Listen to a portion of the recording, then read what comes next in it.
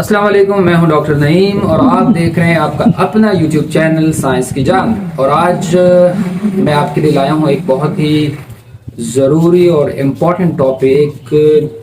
इससे पिछले टॉपिक में हमने पढ़ा था माइटोसिस के बारे में। आज हम बात करेंगे मियोसिस के बारे में। तो आज का जो टॉपिक है वो है मियोसिस। तो सबसे पहले जैसे हमने पिछले लेक्चर में हमने पढ़ा था कि मियोसिस हो या माइटोसिस हो, उससे पहले सेल खुद को प्रिपेयर करता है, इंटरफेस से सेल गुजरता है।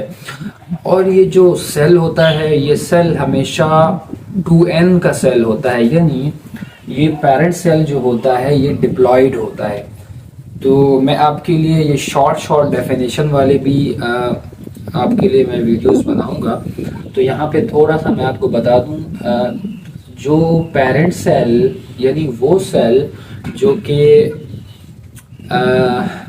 प्री एग्जिस्टेंट सेल्स भी जिसको कह सकते हैं, या वो सेल जिसने डिवाइड होना है, जिसने तकसीम होना है, उस सेल को हम कहते हैं पेरेंट सेल। ये पेरेंट सेल हमेशा क्या होगा, ये डिप्लॉयड होगा। डिप्लॉयड का मतलब है कि इसमें नंबर ऑफ क्रोमोसोम्स जो होंगे वो पूरे होंगे। अगर हम बात करें इंसानों की, तो इंसानों में नंबर ऑफ जो क्रोमोसोम्स होते हैं वो 46 होते हैं। अगर हम यहाँ पे इंसान को लेंगे तो मियोसिस में होता ये है कि ये जो सेल होता है ये डिप्लॉयड होगा, ये पेरेंट सेल डिप्लॉयड होगा। और मियोसिस में एक सेल 4 सेलों में तकसीम हो जाता है। मियोसिस में एक सेल 4 डॉटर सेल में तकसीम हो जाता है। और इसमें 2 पार्ट होते हैं, यानी 2 साइकिल पे ये मुश्तमिल होता है। नंबर 1 जो साइकिल होता है, उस साइकिल में एक जो पेरेंट सेल है जो कि डिप्लॉयड होता है, वो सबसे पहले 2 सेलों में तकसीम हो जाता है। इसमें इस जो साइकिल है इसको हम कहते हैं मियोसिस 1, और कहीं कहीं इसको रिडक्शन फेज भी कहा जाता है। यानी मियोसिस 1 भी कहा जाता है या इसको रिडक्शन फेज भी कहा जाता है। इसको रिडक्शन फेज इसलिए कहा जाता है क्योंकि अगर यहाँ पे 46 क्रोमोसोम होंगे तो इन दोनों में उनका हाफ होगा। इसमें भी क्रोमोसोम की तादाद 23 होगी, इसमें भी क्रोमोसोम की तादाद 23 होगी। अगर इसमें क्रोमोसोम की तादाद 10 है तो इसमें भी 5 होगी, इसमें भी 5 होगी। अगर हम कोई और ऐसा ऑर्गेनिज्म लेते हैं या कोई जानदार लेते हैं जिसमें क्रोमोसोम की तादाद 100 होगी, तो इनमें दोनों में क्रोमोसोम की तादाद 50-50 होगी। तो इसी तरह इसका पहला साइकिल ये कंप्लीट हो जाता है। फिर यही जो 2 आपके डॉटर सेल्स हैं ये तकसीम हो जाते हैं 4 डॉटर सेल के अंदर। बट यहाँ पे इसका जो दूसरा साइकिल है इसको हम मियोसिस 2 का भी नाम देते हैं, और एक और नाम इसको देते हैं जस्ट लाइक माइटोसिस। इसको जस्ट लाइक माइटोसिस इसलिए कहते हैं क्योंकि इसमें अगर हम एग्जाम्पल लें, अगर इसमें क्रोमोसोम की तादाद फॉर एग्जाम्पल 6 है, तो इन सब में क्रोमोसोम की तादाद 6 होगी। यानी ये प्रोसेस क्या है, जस्ट लाइक क्या है, माइटोसिस है। माइटोसिस में भी क्या होता है, उसमें भी क्रोमोसोम की तादाद सेम होती है। तो पहला साइकिल 1 से 2 सेल बनेंगे और क्या होगा, क्रोमोसोम की तादाद हाफ हो जाएगी, जिसकी वजह से हम इसको रिडक्शन प्रोसेस भी कहते हैं, रिडक्शन फेज भी कहते हैं, और इसको मियोसिस 1 भी कहते हैं, और ये मियोसिस 2। तो 2 पार्ट में मियोसिस आपका कंप्लीट होगा। तो सबसे पहले हम पढ़ेंगे मियोसिस 1। तो अभी आज हम पढ़ेंगे मियोसिस 1 को। अगर हम मियोसिस 1 पे देखें तो मियोसिस 1 के अंदर सबसे पहला जो साइकिल है, जो फेज है, या जो उसके जो हिस्से हैं, नंबर 1 उसमें प्रोफेज 1 है। आपने ये थोड़ा गौर करना कि माइटोसिस में भी प्रोफेज था, मेटाफेज था, एनाफेज था और टेलोफेज था। लेकिन इसके साथ बिकॉज ऑफ मियोसिस 1 की वजह से हम प्रोफेज के साथ 1 लगाएंगे, मेटाफेज के साथ 1 लगाएंगे, एनाफेज के साथ 1 लगाएंगे और टेलोफेज के साथ भी 1 लगाएंगे, ताकि मियोसिस वाले प्रोफेज, मेटाफेज, एनाफेज और टेलोफेज से ये मुख्तलिफ लगे, आप इन दोनों में कंफ्यूज ना हो। तो मियोसिस में जो सबसे पहला प्रोसेस या पहला जो हिस्सा होता है इसका या पार्ट होता है वो होता है prophase 1। This is called prophase 1। लेकिन ये जो प्रोफेज 1 है ये बहुत बड़ा होने वाला है। हमने माइटोसिस का जो प्रोफेज पढ़ा था वो बहुत इसके मुकाबले में छोटा है और ये बहुत बड़ा प्रोसेस है और बहुत कॉम्प्लिकेटेड है। इस प्रोफेज 1 में इसके 5 हिस्से होते हैं या इसके 5 पार्ट होते हैं। नंबर 1 जो इसका पहला पार्ट होता है वो होता है लेप्टोटीन, दूसरा पार्ट होता है जाइगोटीन, तीसरा पार्ट होता है पैकेटीन और चौथा होता है डिप्लोटीन और पांचवा जो होता है वो क्या होता है, डाइकाइनेसिस होता है। तो ये इसका जो प्रोफेज है वो इतना बड़ा है, बहुत कॉम्प्लेक्स है। तो आइए सबसे पहले हम पढ़ते हैं कि जो लेप्टोटीन है प्रोफेज 1 के अंदर जो पहला पार्ट है जिसको हम लेप्टोटीन कहते हैं, उसमें सेल के अंदर क्या क्या होता है। तो आइए सबसे पहले लेप्टोटीन जो है वो एक ग्रीक वर्ड है, लाइपोस से निकला है, जिसका मतलब है थिन। थिन का मतलब होता है बारीक और टीन का मतलब होता है धागे या बीड्स। तो प्रोफेज स्टार्ट होता है जब लेप्टोटीन स्टार्ट होता है। लेप्टोटीन जैसे स्टार्ट हो जाता है तो प्रोफेज 1 भी स्टार्ट हो जाता है। तो आपको पता है कि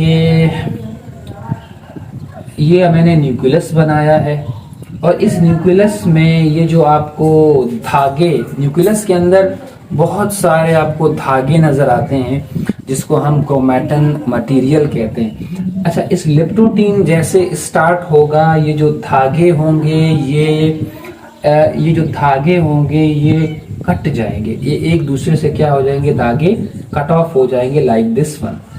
तो यहाँ पे बहुत बारीक धागे आपको नजर आने शुरू हो जाएंगे। क्रोमैटिन के जो धागे होंगे वो लंबे लंबे धागे आपको नजर आएंगे, धागों की तरह बारीक आपको, यानी जो क्रोमैटिन नेटवर्क है या क्रोमैटिन मटेरियल है वो लंबे लंबे बारीक धागों में कटना शुरू हो जाएंगे।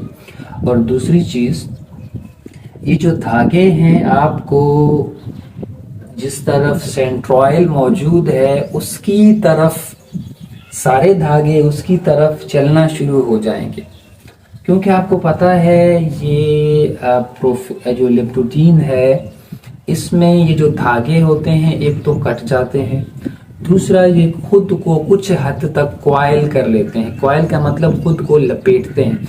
तो ये बहुत जगह जगह पे खुद को लपेटेंगे, लेकिन याद रखिएगा ऐसा नहीं होगा कि एक धागा जो है वो 5 सेंटीमीटर पे लिपटेगा, फिर 5 सेंटीमीटर पे लिपटेगा, फिर 5 पे, ऐसा नहीं होगा।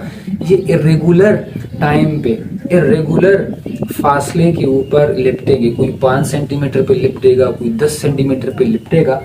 तो इस लिपटने की वजह से ये जो धागे हैं ये कुछ सेंट्रॉयल की तरफ आ जाएंगे, यानी न्यूक्लियस जो पहले पूरा भरा हुआ था वो अब थोड़ा सा साइड लाइन पे आ जाएंगे, न्यूक्लियस के साइड लाइन पे आ जाएंगे और इन धागों का जो डायरेक्शन होगा वो सेंट्रॉयल की तरफ होगा लाइक दिस। मैं यहाँ पे आपको बना के दिखाता हूँ।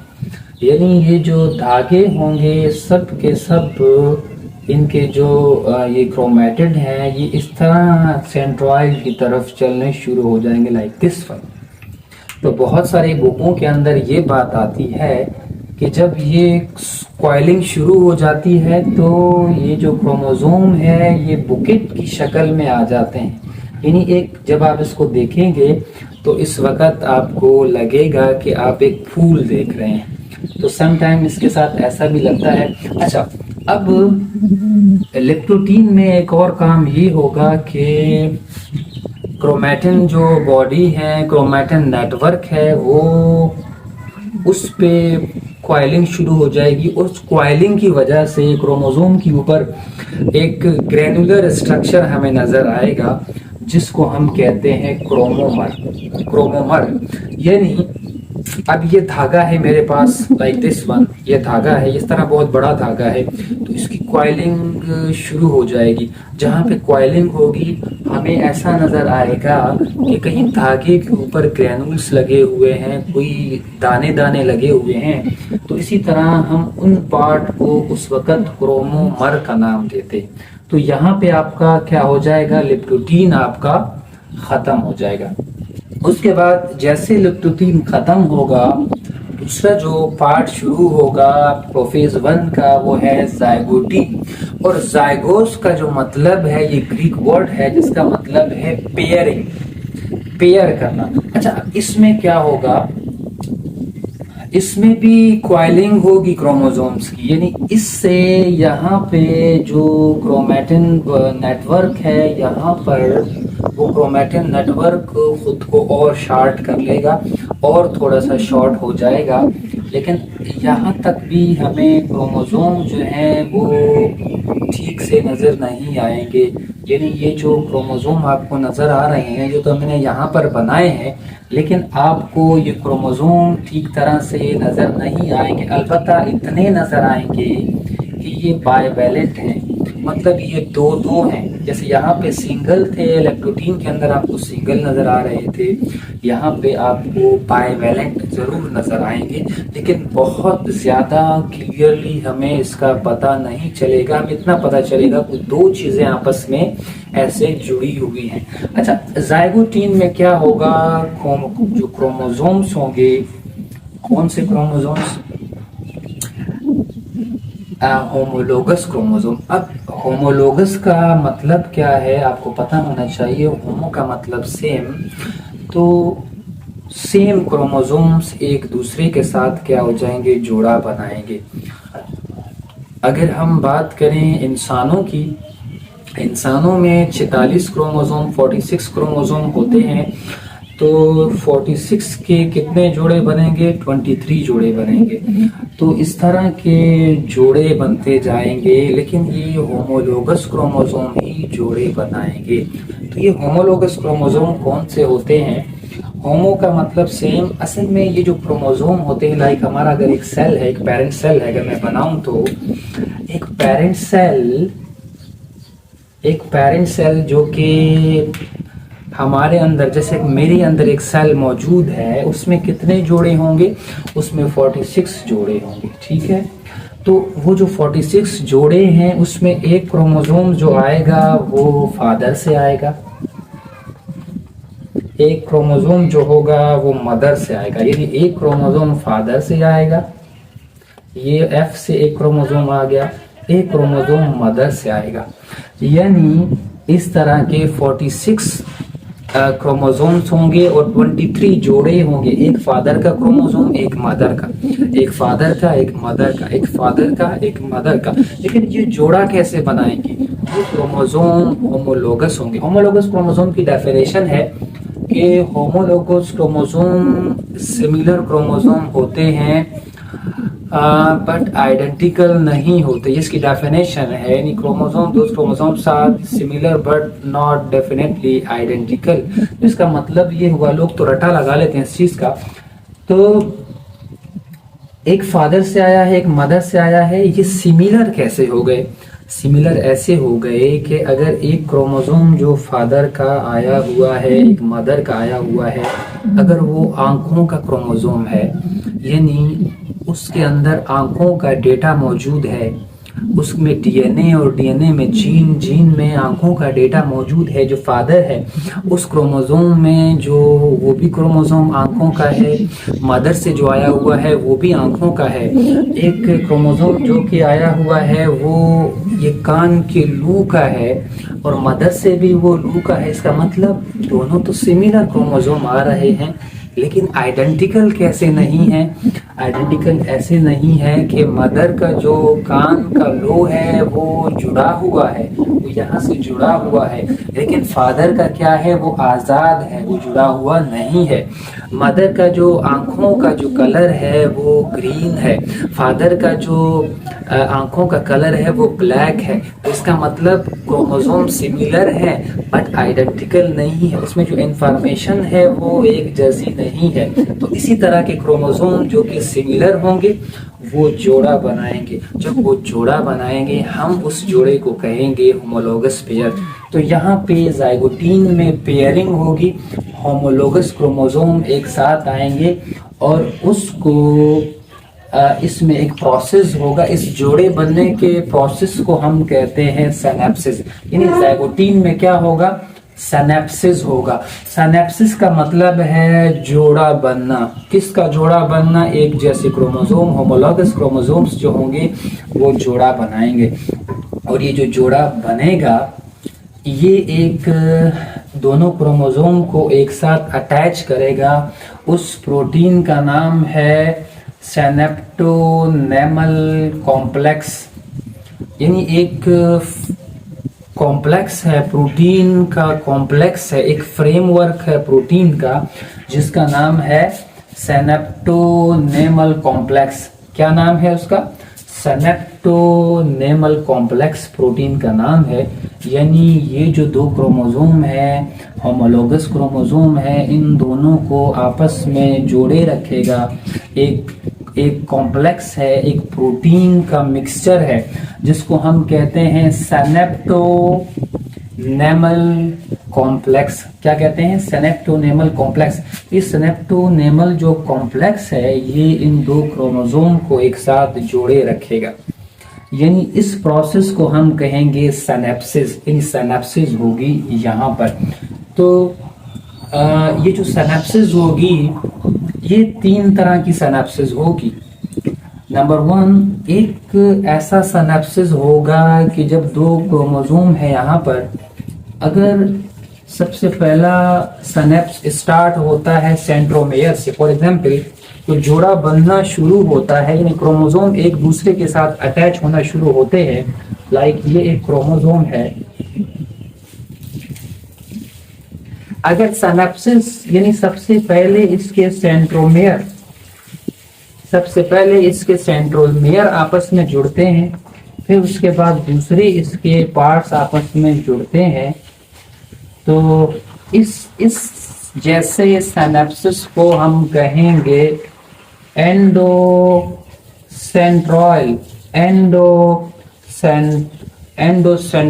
सिनेप्सिस। यानी ऐसे सिनेप्सिस को हम कहेंगे एंडोसेंट्रल सिनेप्सिस का नाम इसको देंगे।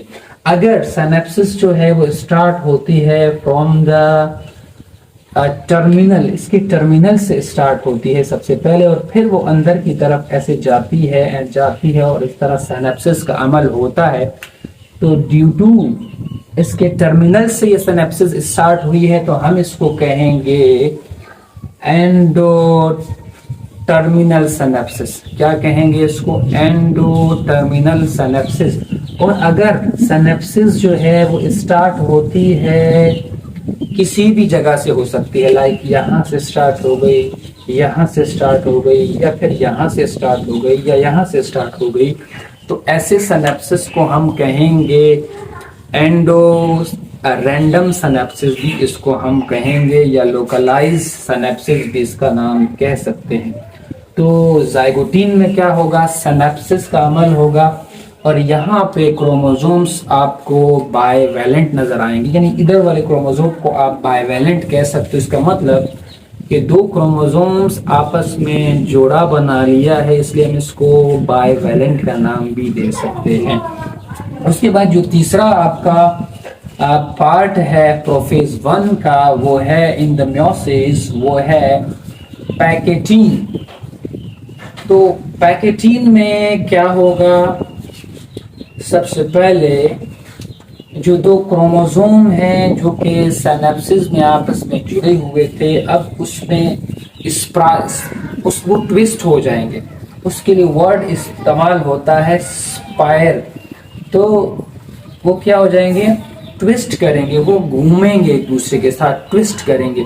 तो उन ट्विस्ट के साथ क्या होगा, याद रखना ये बात कि इन दोनों क्रोमोसोम के नॉन सिस्टर क्रोमैटिड, एक होते हैं सिस्टर क्रोमैटिड और एक होते हैं non sister chromatid, like this one.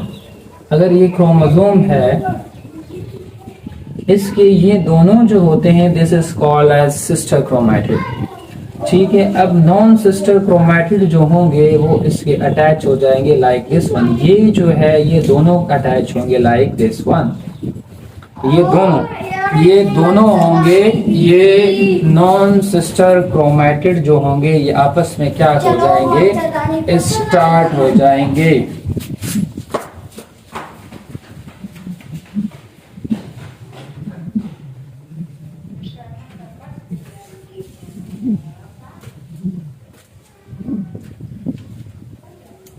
इसकी जो नॉन सिस्टर क्रोमैटिड हैं वो क्या हो जाएंगे, due to the twisting of those chromosome, यानी ये क्रोमोसोम जब घूमेंगे तो इसके नॉन जो क्रोमैटिड है, नॉन सिस्टर क्रोमैटिड है, वो एक दूसरे के ऊपर इस तरह का क्रॉस बनाएंगे लाइक दिस वन।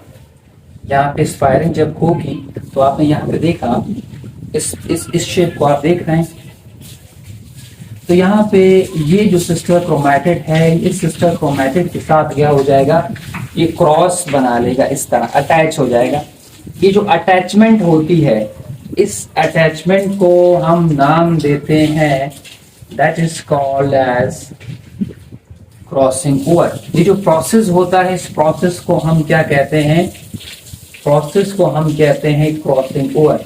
तो पैकेटीन के क्या होगा, पैकेटीन में क्रॉसिंग ओवर होगी, और क्रॉसिंग ओवर जब होगी तो फिर यहाँ पे एक एंजाइम है जिसका नाम है एंडोन्यूक्लेज एंजाइम। क्या नाम है उसका, एंडोन्यूक्लेज एंजाइम जो होगा वो क्या करेगा, वो क्रोमोसोम के उन पार्ट को काट देगा, उन पे निशान लगाएगा लाइक दिस वन। ये क्रोमोसोम है, दो क्रोमोसोम जो वहां पे हमने आपको दिखाए हैं, लाइक ये दो क्रोमोसोम है। तो इसका ये जो पार्ट है यहाँ से वो इसको काट देगा, यानी इसका पार्ट क्या हो जाएगा, इस क्रोमोसोम से कट होके यहाँ पे आ जाएगा और ये क्रोमोसोम इस तरह रह जाएगा, और इस क्रोमोसोम का पार्ट भी यहाँ से वो इसको काट देगा लाइक दिस वन। ये इसके पार्ट है, तो ये वाला जो इसका पार्ट है ये यहाँ पे आ जाएगा, यहाँ पे आ जाएगा, और ये वाला जो पार्ट है वो वहां चला जाएगा। इसको मैं ब्लैक रंग से कर देता हूँ।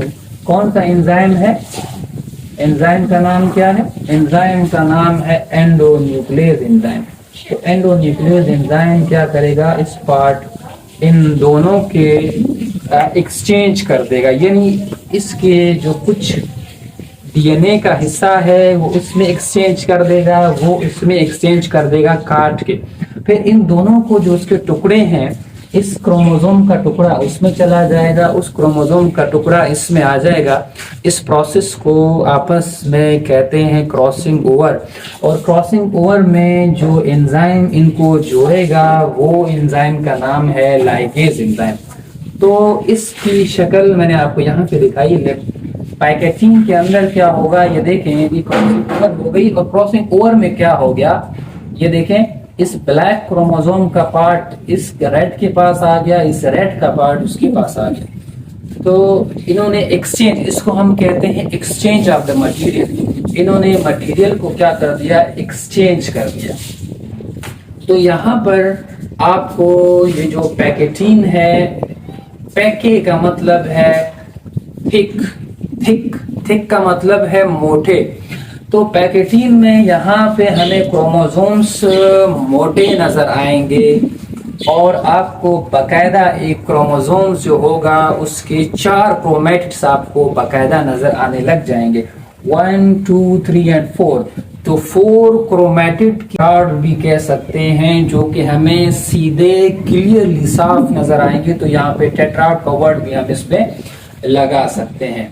तो यहाँ पे आपका पैकेटीन कंप्लीट हो जाएगा। तो पैकेटीन के बाद जो आएगा वो डिप्लोटीन आएगा। और डिप्लोटीन में क्या प्रोसेस होगा, डिप्लोटीन के अंदर ये जो प्रोटीन का फ्रेमवर्क था, जिस प्रोटीन का नाम मैंने आपको बताया था सिनेप्टोनेमल कॉम्प्लेक्स, जो इसके बीच में सिनेप्टोनेमल कॉम्प्लेक्स है, ये बिल्कुल ख़त्म हो जाएगा। ये यहाँ से क्या हो जाएगा, डिप्लोटीन में ये ख़त्म हो जाएगा और ये अनपेयर हो जाएंगे। जो क्रोमोसोम है ये अनपेयर हो जाएंगे, लेकिन फिर भी कुछ पार्ट के ऊपर क्रोमोसोम एक दूसरे के साथ अटैच रहेंगे, कुछ पॉइंट पे क्रोमोसोम एक दूसरे के साथ अटैच रहेंगे। उन पॉइंटों को हम कहेंगे चेस्मेटा।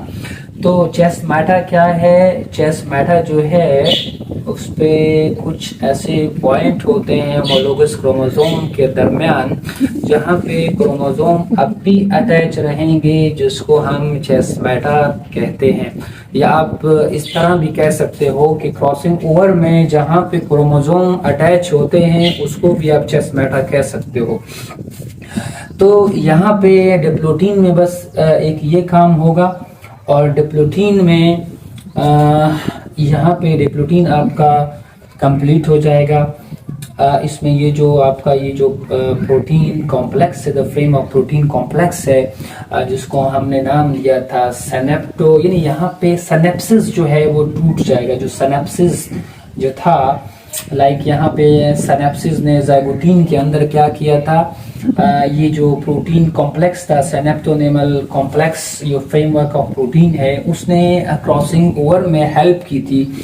तो वो जो प्रोटीन है वो यहाँ से गायब हो जाएगा, लेकिन अब भी ये जो क्रोमोसोम है कुछ पॉइंट पे एक दूसरे के साथ जुड़े रहेंगे, जिसको हम चेस्मेटा कहेंगे। नेक्स्ट पार्ट में हम जो लास्ट है मियोसिस, प्रोफेज मियोसिस 1 के अंदर प्रोफेज 1 का वो है डाइकाइनेसिस।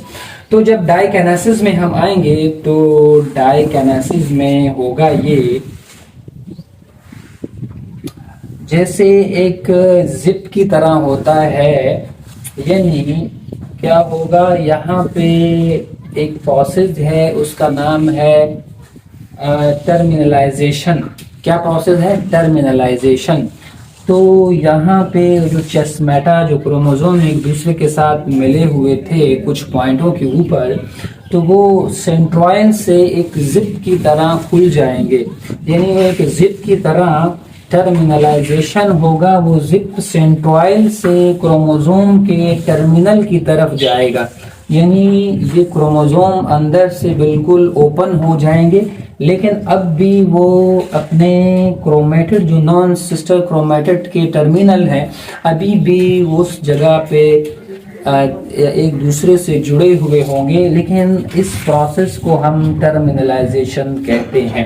तो सबसे पहले टर्मिनलाइजेशन होगी और टर्मिनलाइजेशन के बाद ये जिप लाइक होगा, लाइक दिस वन, यहाँ से ऐसे ऐसे ऐसे, और ये मैंने शेप बनाया। आखिर में ये बीच वाला बिल्कुल क्लियर हो जाएगा एरिया, जो पे चेस्मेटा ने एक पॉइंट थे जहाँ पे क्रोमोसोम अटैच थे, लेकिन अब क्या होगा, टर्मिनलाइजेशन प्रोसेस से जिप लाइक जिप खुल जाएगा, टर्मिनल पे अब भी क्रोमोसोम अटैच रहेंगे।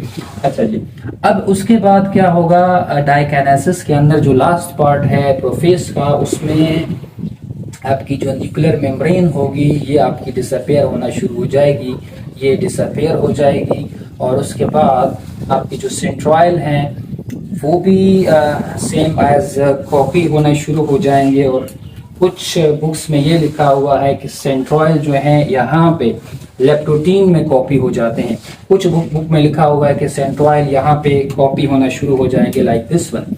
तो यहाँ पे सेंट्रॉयल आपका एक यहाँ पे रहेगा, एक दूसरे पोल पे आपका सेंट्रोइड रहेगा और इस सेंट्रोइड से फिर क्या होंगे, स्पिंडल निकलेंगे। अब यहाँ पे एक चीज बड़ा गौर करना कि ये जो क्रोमोसोम है, ये क्रोमोसोम का जो टर्मिनल है एक दूसरे के साथ जुड़े हुए हैं। तो यहाँ पे माइटोसिस की तरह नहीं होगा कि एक क्रोमोसोम को दोनों साइड से, एक क्रोमोसोम है उसको दोनों साइड से स्पिंडल फाइबर अटैच नहीं होंगे। बिकॉज क्योंकि ये दो जो क्रोमोसोम्स हैं ये यहाँ पर अटैच हैं लाइक दिस वन। इसके जो टर्मिनल है वो एक दूसरे के साथ अटैच हैं, तो स्पिंडल फाइबर को कोई रास्ता नहीं मिल रहा कि एक क्रोमोसोम को दोनों साइड से अटैच हो जाएं। तो यहाँ पे क्या होगा, क्रोमोसोम जो स्पिंडल फाइबर होगा सेंट्रोइड का, वो जस्ट अटैच होगा from the one side of the centromere, और यहाँ से भी लाइक दिस वन, देखें आप इस तरह, ठीक हो गया। तो यहाँ पे ये जो ऐसे अटैचमेंट हो जाएगी spindle, you can say mitotic apparatus बन जाएगा यहाँ पर। तो यहाँ पर आपका डाइकाइनेसिस जो होगा वो कंप्लीट हो जाएगा। तो ये थी आज की हमारी वीडियो मियोसिस के पार्ट 1, जिसको हम कहेंगे मियोसिस। मियोसिस का जो पार्ट 1 हमने पढ़ा, दैट इज मियोसिस 1, और मियोसिस 1 का हमने पढ़ा प्रोफेज 1, और प्रोफेज 1 भी अभी तक कंप्लीट नहीं हुआ है। अभी इसके बाद शुरू होगा मेटाफेज 1, और उसके बाद एनाफेज 1, और उसके बाद टीलोफेज 1, और फिर जाके आपका क्या हो जाएगा, मियोसिस 1 कंप्लीट हो जाएगा। तो अब इसके बाद प्रोफेज 1 डाइकाइनेसिस पे कंप्लीट हो जाएगा, और उसके बाद शुरू होगा मेटाफेज। और मेटाफेज में क्या होंगे, जैसे मेटाफेज में आपको पता है कि यहाँ पे जो स्पिंडल फाइबर थे वो अटैच हो गए थे लाइक दिस वन डाइकाइनेसिस के अंदर, और यहाँ पे आपने देखा स्पिंडल फाइबर जो थे वो अटैच हो गए एक ही क्रोमोसोम के सेंट्रोमेयर के ऊपर। यानी अलग अलग क्रोमोसोम के सेंट्रोमेयर पे स्पिंडल फाइबर अटैच हो गए, एक के ऊपर दोनों नहीं हुए, वो due to the chiasmata की वजह से। ये जो पॉइंट है, ये जो टर्मिनल्स जो एक दूसरे के साथ इनके टर्मिनल कनेक्टेड हैं, तो इसको मैंने ज़रा ठीक से नहीं बनाया, यहाँ पे बनाता हूँ। ये जो इसके टर्मिनल है ये एक दूसरे के साथ यहाँ पे अटैच हैं, जिसकी वजह से स्पिंडल ने जस्ट दोनों क्रोमोसोम को, इस क्रोमोसोम को अलग से अटैच किया, इस क्रोमोसोम को अलग से अटैच किया।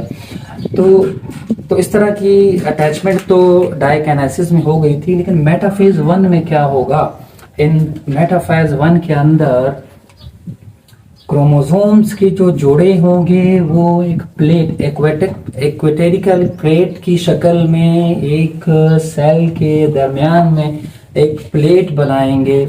एक प्लेट की तरह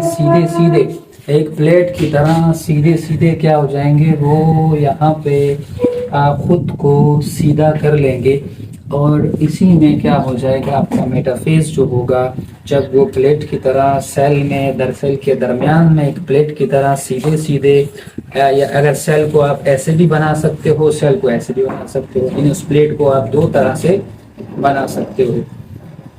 तो मेटाफेज में क्रोमोसोम और स्पिंडल फाइबर एक प्लेट की तरह अरेंजमेंट में आ जाएंगे, जैसे आपने माइटोसिस में पढ़ा था। लेकिन डिफरेंस क्या है, माइटोसिस में एक क्रोमोसोम को स्पिंडल फाइबर ने, दोनों स्पिंडल फाइबर ने अटैच किया था, लेकिन यहाँ पे क्रोमोसोम्स को अलग अलग अटैच किया है लाइक दिस वन। एक स्पिंडल फाइबर ने इसको अटैच किया एक दूसरे को, ड्यू टू द इसके जो टर्मिनल हैं, क्योंकि इनको यहाँ से भी स्पिंडल फाइबर को जगह नहीं मिली उसको अटैच करने की, और वहां से भी उसको नहीं मिली। तो यहाँ पे मेटाफेज खत्म हो जाएगा, और मेटाफेज के बाद आएगा एनाफेज। एनाफेज में क्या होगा, जो आपके स्पिंडल हैं वो कांटेक्ट होना शुरू हो जाएंगे, और क्रोमोसोम के ये जो हिस्से हैं ये एक दूसरे से अलग हो जाएंगे। एक क्रोमोसोम दूसरे क्रोमोसोम की जो टर्मिनल पे अटैच था, वो अब वो टर्मिनल जो है वो टूट जाएगा, जैसे माइटोसिस में हुआ था, वहां पे क्रोमोसोम जो था वो सेंट्रोमेयर से टूट गया था। अगर ये सेंट्रोमेयर है क्रोमोसोम का, तो उसका जो क्रोमोसोम था वो इस तरह सेंट्रोमियर से अटैच टूट के इस तरह की बन गया था, शक्ल बन गई थी। लेकिन यहाँ पे क्या होगा, यहाँ पे क्रोमोसोम उनके टर्मिनल से, एक क्रोमोसोम क्योंकि जोड़ा है क्रोमोसोम का, तो ये टर्मिनल से टूट के ऑपोजिटिव पोल में चले जाएंगे। कुछ क्रोमोसोम इधर चले जाएंगे, कुछ क्रोमोसोम उधर चले जाएंगे। तो यहाँ पे जब ये आहिस्ता आहिस्ता ये एनाफेज स्टार्ट होगा और जिस वक्त कंप्लीटली ये पोल पे पहुंच जाएंगे, तो यहाँ पे एनाफेज 1 कंप्लीट हो जाएगा। उसके बाद शुरू होगा जिसका नाम है टीलोफेज 1। अच्छा, प्रीवियस माइटोसिस की वीडियो में मैंने यहाँ पे टीलोफेज की जगह मेटाफेज लिखा था। इस पे आप मेरी जो प्रीवियस वीडियो है उसमें ये दुरुस्तगी कर लीजिएगा कि ये टीलोफेज है। मैंने गलती से इसको मेटाफेज लिख दिया था और मैंने बार बार मेटाफेज की बात की थी। तो ये टीलोफेज 1 जो है उसमें वो तमाम चीज़ें होंगी जो कि डाइकाइनेसिस में कुछ चीज़ें ऐसी होंगी जो कि डाइकाइनेसिस के मुखालिफ होंगी। लाइक सबसे पहले ये एक सेल है, सेल के ऊपर, इसके ऊपर क्या हो जाएगा, न्यूक्लियर मेम्ब्रेन बनना शुरू हो जाएगा और इन पोल के ऊपर भी न्यूक्लियर मेम्ब्रेन बनना शुरू हो जाएगा। और यहाँ पे जो न्यूक्लियस है वो भी आना शुरू हो जाएगा और यहाँ पे भी न्यूक्लियस जो है वो आना शुरू हो जाएगा। और ये जो आपके स्पिंडल फाइबर हैं ये सारे के सारे यहाँ पे गायब हो जाएंगे। देखो यहाँ पे मैंने नहीं लिखे। ये टीलोफेज 1 के अंदर जो स्पिंडल माइटोटिक अपार्टस है वो सारे का सारा आपका खत्म हो जाएगा और इस यहाँ पे आपका कैरोकाइनेसिस 1 कंप्लीट हो जाएगा। यानी यहाँ पे न्यूक्लियस जो होगा वो 2 में बढ़ चुका है। उसके बाद साइटोकाइनेसिस शुरू होगा जिसको हम कहेंगे साइटोकाइनेसिस 1। तो साइटोकाइनेसिस 1 में क्या होगा, साइटोकाइनेसिस 1 में जो क्रोमोसोम्स जो हैं, जो साइटोप्लाज्म है वो आपकी टूटनी शुरू हो जाएगी और इसी तरह आपका जो सेल है वो 2 के अंदर डिवाइड हो जाएगा। इसके ऊपर भी अलग सा साइटोप्लाज्म आ जाएगा, इस पे भी अलग सा साइटोप्लाज्म आ जाएगा। तो यहाँ पे फाइनली हमारे पास 2 सेल आ गए। यानी मियोसिस में एक सेल डिवाइड होके 2 सेल बना लिए, लेकिन जो नंबर ऑफ क्रोमोसोम्स थे वो क्या हो गए, वो आपके हाफ रह गए। अगर यहाँ पे 4 क्रोमोसोम्स होंगे तो यहाँ पे 2 रह जाएंगे। तो जिस तरह हमने देखा 2 इसमें चले गए, 2 इसमें चले गए। तो इस तरह इस फेज को हम मियोसिस 1 भी कह सकते हैं या इसको रिडक्शन 1 भी कहा जाता है। इसके बाद एक दूसरा इसका फेज है, दूसरा राउंड होगा। उस राउंड को हम जस्ट लाइक माइटोसिस कहते हैं। अब जाके हम उसको पढ़ें। तो आइए हम पढ़ते हैं। अब जैसे आपने पहले पढ़ा कि एक सेल जो है वो 2 में तकसीम हो गया। मियोसिस 1 में एक सेल जो है वो 2 में तकसीम हो गया, बट नंबर ऑफ क्रोमोसोम अगर यहाँ पे 4 हैं तो यहाँ पे 2 हो जाएंगे। अगर यहाँ पे 10 हैं तो यहाँ पे कितने हो जाएंगे, 5 हो जाएंगे। इसको रिडक्शन फेज हमने पढ़ लिया और 2 सेल बने। अब ये जो 2 सेल है ये फर्दर डिवाइड होके कितने बनाएंगे, ये फर्दर डिवाइड होके ये एक सेल जो होगा ये भी 2 में डिवाइड हो जाएगा, ये एक सेल भी 2 में डिवाइड हो जाएगा। तो टोटल जो सेल बनेंगे वो एक सेल से क्या बन जाएंगे, टोटल 4 सेल बनेंगे। तो हम ये सेकंड वाला ये फेज तो हमने पढ़ लिया, ये जो फेज था ये हमने पढ़ लिया। इस फेज को अब हम खत्म कर देते हैं जिसको मियोसिस 1। अब मियोसिस 2 में जो आपके यहाँ पे क्रोमोसोम लास्ट टाइम हमने देखा कि हमारे पास यहाँ पे 4 क्रोमोसोम्स हमने लिए थे, उसमें से इसमें 2-2 क्रोमोसोम आ गए। अब क्या होगा, अब ये सेल डिवाइड होके 4 सेल बनाएगा, लेकिन सब में नंबर ऑफ क्रोमोसोम वही 2-2 रहेंगे। इसको थोड़ा मैं बड़ा कर देता हूँ। तो 4 सेल बनेंगे, इसमें भी 2 क्रोमोसोम होंगे, इसमें भी 2 होंगे, इसमें भी 2 होंगे और इसमें भी 2 क्रोमोसोम होंगे। तो ये आपको थोड़ा सा रिकॉल हो गया होगा कि ये जो प्रोसेस है ये जस्ट लाइक माइटोसिस है। ये जस्ट लाइक माइटोसिस है, नंबर ऑफ द क्रोमोसोम। तो इस प्रोसेस को माइटोटिक 2 भी कहते हैं, मियोसिस 2 भी कहते हैं, जो बिल्कुल जस्ट लाइक माइटोसिस है। ये बहुत इजी है। तो आइए इसको हम पढ़ते हैं। अब क्या होगा, ये माइटोसिस की तरह ही होगा। तो सबसे पहला जो प्रोफेज होगा, प्रोफेज में क्या होगा आपको पता है, मैं यहाँ पे बना देता हूँ प्रोफेज को। तो ये प्रोफेज है, हमारे पास कितने नंबर ऑफ क्रोमोसोम है, 2 नंबर ऑफ क्रोमोसोम है। तो सबसे पहले क्या होगा, यहाँ पे जो न्यूक्लियर मेम्ब्रेन है वो गायब होना शुरू हो जाएगी, न्यूक्लियर मेम्ब्रेन गायब हो जाएगा, न्यूक्लियस गायब हो जाएगा। और उसके बाद यहाँ पे जो क्रोमोसोम्स होंगे वो कैसे रहेंगे, क्रोमोसोम आपके इस तरह 2 क्रोमोसोम रह गए थे, लाइक दिस वन, 2 क्रोमोसोम थे। तो ये क्रोमोसोम विद इट्स कॉपी मौजूद है। अच्छा जी, इसमें न्यूक्लियर मेम्ब्रेन आपकी गायब हो जाएगी, नंबर 1। ये same like as a mitosis होगा। अच्छा, दूसरा इसमें आपका क्या हो जाएगा, यहाँ पे सेंट्रोइल भी आना शुरू हो जाएगा, यहाँ पे सेंट्रोइल की कॉपी जो है वो भी शुरू हो जाएगी और माइटोटिस अपार्टस बन जाएगा और स्पिंडल फाइबर यहाँ पे अटैच होने लगेंगे, लाइक दिस वन। ठीक है, कोई भी यहाँ पे चेस्मेटा मौजूद नहीं है, तो एक ही क्रोमोसोम पे दोनों स्पिंडल फाइबर अटैच हो जाएंगे। तो ये था यहाँ पे आपका, दैट इज द प्रोफेज। तो यहाँ पे क्या हो जाएगा, प्रोफेज हो जाएगा। उसके बाद मेटाफेज में क्या हो जाएगा, मेटाफेज वही प्रोसेस है लाइक दिस वन। तो मेटाफेज में फर्क ये है कि ये मेटाफेज में क्या फर्क होगा, क्रोमोसोम जो होंगे वो एक प्लेट की तरह सीधा सीधा यहाँ पे अटैच हो जाएंगे स्पिंडल फाइबर के साथ, एक प्लेट बनाएंगे। यहाँ पे प्लेट बन गया, ये मेटाफेज आपका खत्म हो गया। उसके बाद एनाफेज में आपने यहाँ पे देखा कि ये तो इसमें क्या हो जाएगा, इसकी कॉपी, क्योंकि ये अलहदा हो जाएंगी, अलहदा होने की वजह से एक कॉपी यहाँ आ जाएगी, एक कॉपी यहाँ आ जाएगी, एक कॉपी यहाँ पे आ जाएगी और एक कॉपी यहाँ पे आ जाएगी। यानी ये जो क्रोमोसोम्स होंगे ये क्रोमोसोम सेंट्रोमेयर से, क्योंकि स्पिंडल फाइबर उनको खींचेंगे और यहाँ पे एटीपी की जरूरत होती है, और आपके क्रोमोसोम जो होंगे वो सेंट्रोमेयर से अलग अलग हो जाएंगे। 2 क्रोमोसोम इस तरफ चले जाएंगे, 2 क्रोमोसोम इस तरफ। जब पोल पे पहुंच जाएंगे तो आपका एनाफेज 2 जो होगा वो भी कंप्लीट हो जाएगा। एनाफेज 2 के कंप्लीट होने के बाद आपके पास जो फेज आएगा दैट इज टेलोफेज। तो टेलोफेज में क्या होगा, टेलोफेज में सबसे पहले जो प्रोफेज 2 है उसकी बिल्कुल ऑपोजिटिव चीजें होंगी। नंबर 1, आपका न्यूक्लियर मेम्ब्रेन आना शुरू हो जाएगा, न्यूक्लियर मेम्ब्रेन आ जाएगा।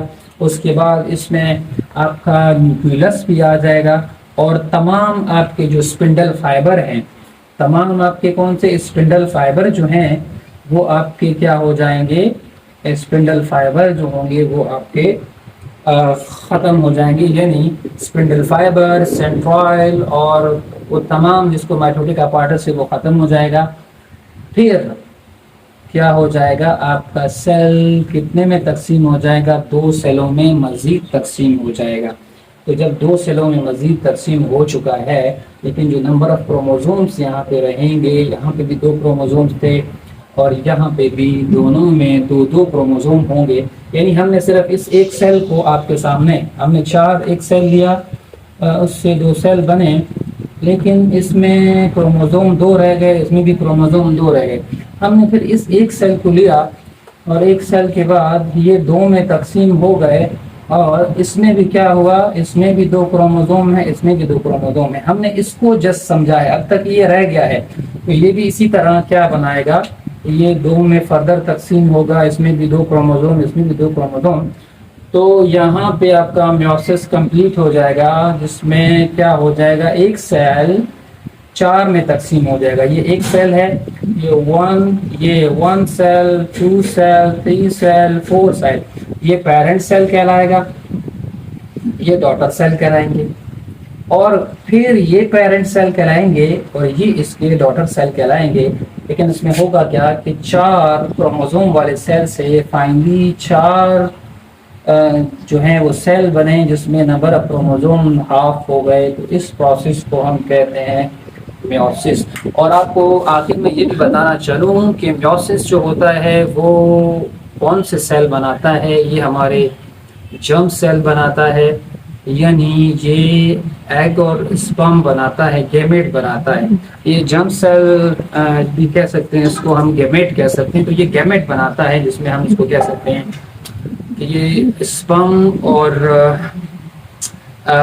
एग बनाता है। स्पर्म में भी the number of chromosome half होते हैं और एग में भी इसको एक लफ्ज से हम इसको हैप्लॉइड के लफ्ज से इसको हम बुकों में बहुत सारे हैप्लॉइड के लफ्ज से इसको हम समझते हैं।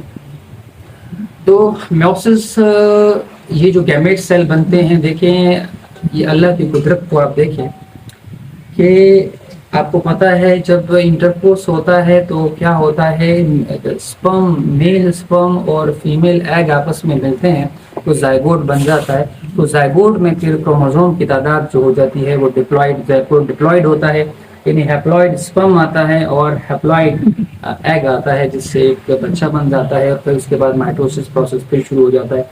तो ये कुदरत अल्लाह की देखें कि कैसे अल्लाह पाक जो है इस मेयोसिस के अंदर जो गैमेट और स्पर्म्स बनाने के अमल में क्रोमोसोम कैसे हाफ हो रहे हैं, ताकि आगे का जो प्रोसेस है इसमें स्पर्म और एग को आपस में मिलना है ताकि फिर एक पूरा सेल बन जाए। तो इसके साथ हम आपको अल्लाह हाफ़िज़ कहते हैं। आज हमारा टॉपिक जो मेयोसिस पे था, अगर आपको पसंद आया होगा, आ गया है या आ चुका है तो आप हमारे वीडियो को लाइक कीजिएगा और अपने फ्रेंड्स के साथ ज़रूर शेयर कीजिएगा। अस्सलाम वालेकुम।